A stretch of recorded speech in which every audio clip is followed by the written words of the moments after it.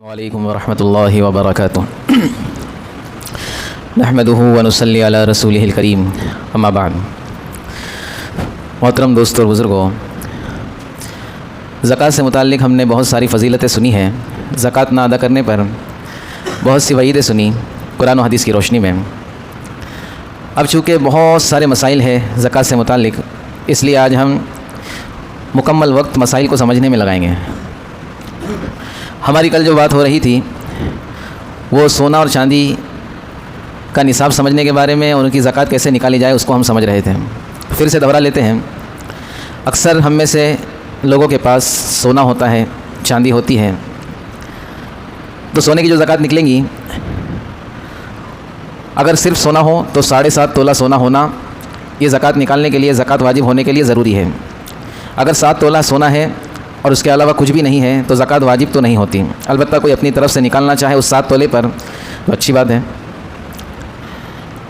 और किसी के पास 7.5 तोला सोने से ज़्यादा सोना है, 10 तोला सोना है, तो वो भी ये गलत फहमी में ना रहे कि 7.5 तोले के ऊपर जो 2.5 तोला है उसकी ज़कात निकलेंगी, बाकी 7.5 की नहीं निकलेंगी। ऐसा नहीं है, पूरे सोने की ज़कात निकलेगी। अब सोने की ज़कात निकालेंगे कैसा, उसको हम समझते हैं। सोने का भाव रोज़ाना ऊपर नीचे जाता रहता है, तो हमारे पास जो भी सोना है, हमारे पास से मुराद हमारी बीवी के पास है। मिसाल के तौर पर आम तौर पर मर्दों के पास सोना नहीं होता।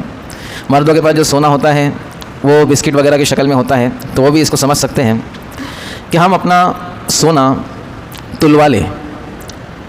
जब हमको ज़कात निकालनी है, चाहे उस दिन तुलवा लें या 1-2 दिन आगे पीछे तुलवा लें, और जितना भी हमारा सोना होगा उसकी मौजूदा मार्केट वैल्यू निकालें।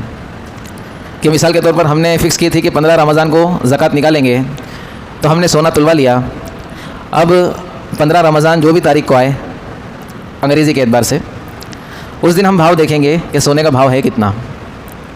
वो हिसाब से मिसाल के तौर पर 10 तोला सोना है और सोने का भाव 60,000 रुपये है, मिसाल दे रहा हूँ, आगे पीछे होगा, तो 10 तोले सोने की कीमत हो गई 6 लाख रुपये। कितनी हो गई?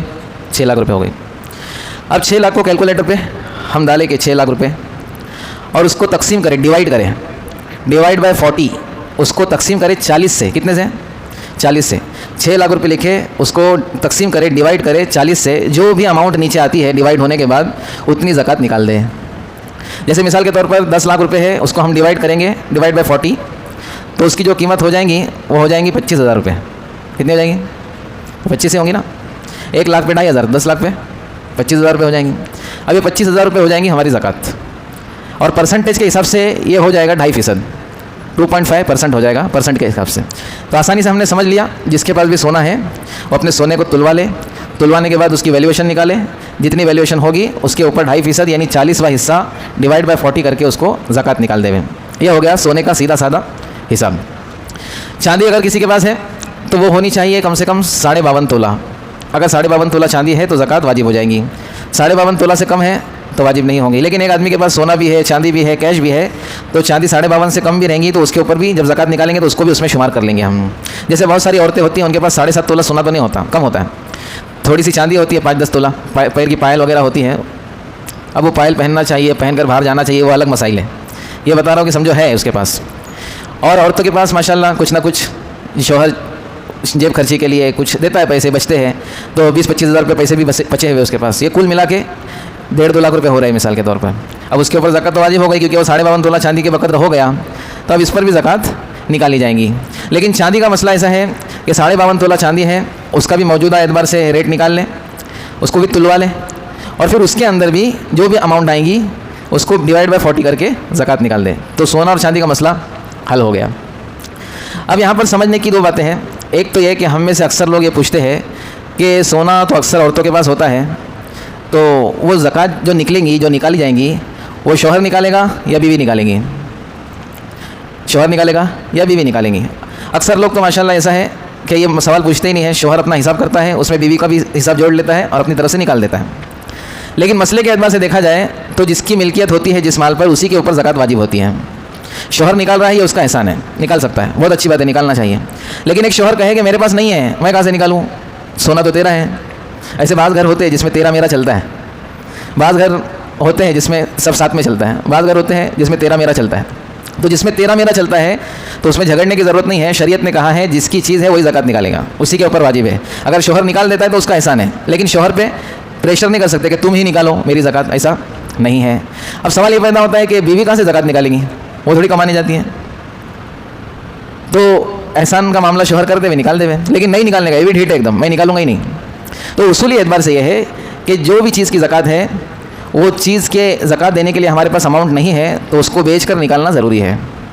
कम से कम इतना बेचें जिससे हम ज़कात अदा कर सकें। कब तक बेचना है? जब तक वो 7.5 तोले के नीचे नहीं आ जाए।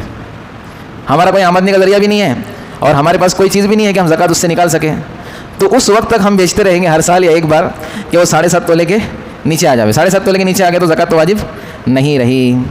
अच्छा, एक चीज़ यहाँ पर यह भी समझनी हमको ज़रूरी है कि बहुत सारे लोग ये समझते हैं कि हम गरीब हैं, हम ज़कात कैसे निकालेंगे, अगरचे उनके पास निसाब के बकदर माल होता है। तो यहाँ पर आज हम ये समझें कि गरीब कौन है और अमीर कौन है, ये हमारे सोचने पर मौकूफ़ नहीं है। हम मुस्तहिक है या हम साहिब निसाब है, ये हमारे सोचने के ऊपर मौकूफ़ नहीं है। बहुत सारे लोगों के पास निसाब से ज़्यादा सोना होता है, निसाब से ज़्यादा चांदी होती है, निसाब से ज़्यादा माल होता है, लेकिन वो अपने गुमान में गरीब ही होते हैं। वो अपने गुमान में क्या होते हैं? हम गरीब है, हम कहाँ से ज़कात निकालेंगे।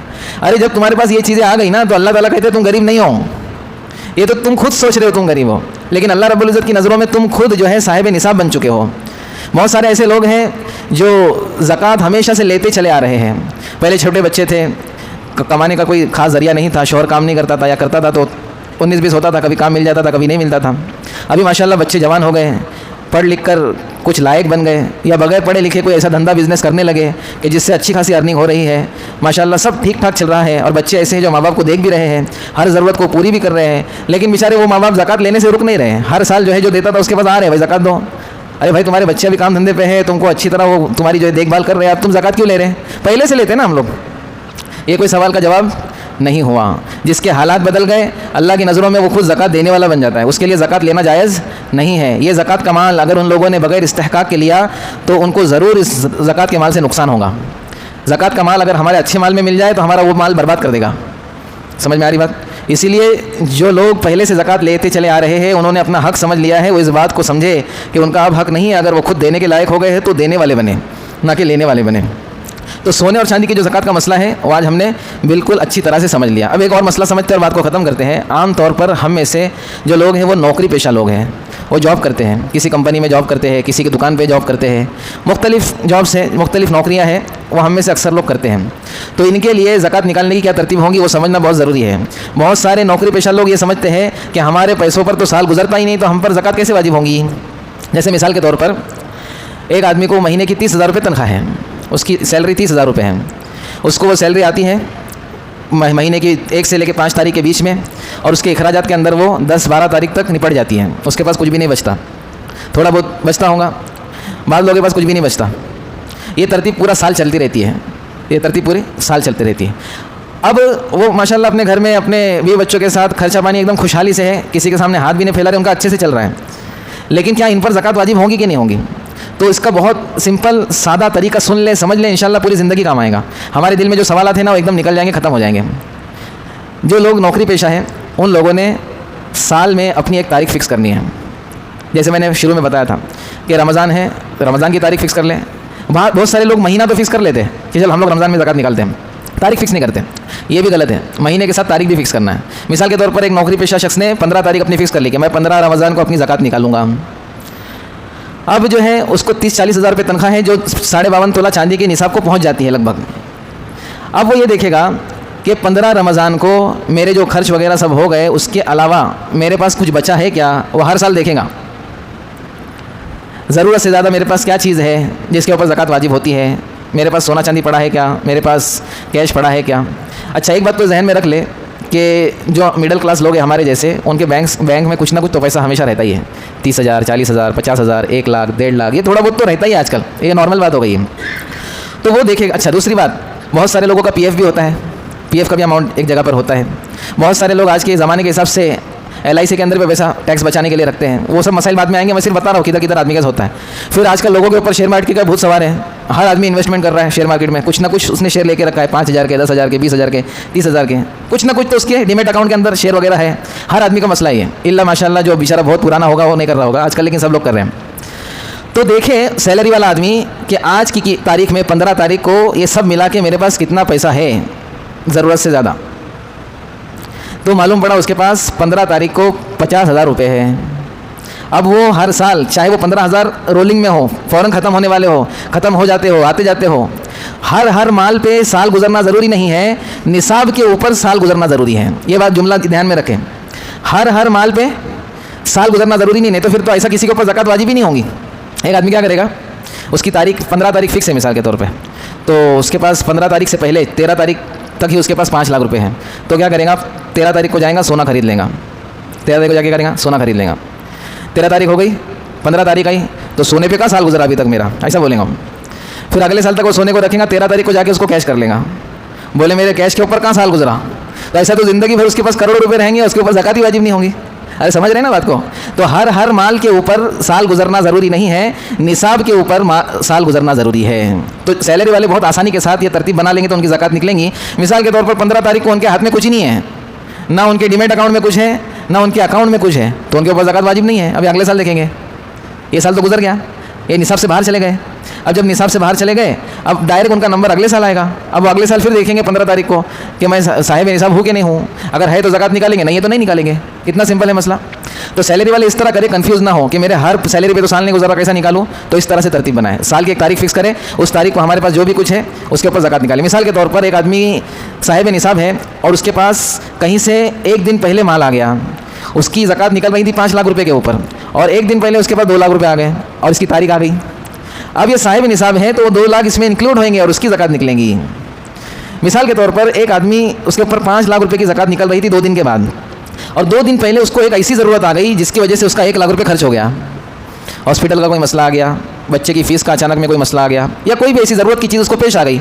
2 दिन के बाद निकालने वाला था वो 5 लाख की ज़कात, और 2 दिन पहले ही उसके 2 लाख खर्च हो गए, तो अब ये 5 लाख की नहीं निकालेगा, ये 3 लाख की निकालेगा।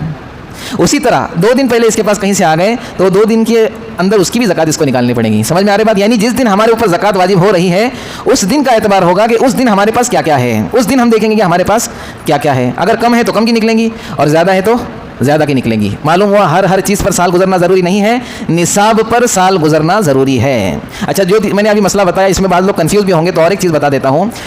आदमी को कोई भी चीज़ 2 दिन पहले आ जाए तो उसकी ज़कात कैसे निकलेंगी। 2 दिन पहले आ रही मतलब कि वो आसमान से नहीं टपकेंगी, उसके पास कुछ ना कुछ तो होगा जिसकी वजह से 2 दिन पहले उसके पास ज़कात पैसा आया है, या ऐसे 2 दिन ऐसे कुछ भी आ जाएगा।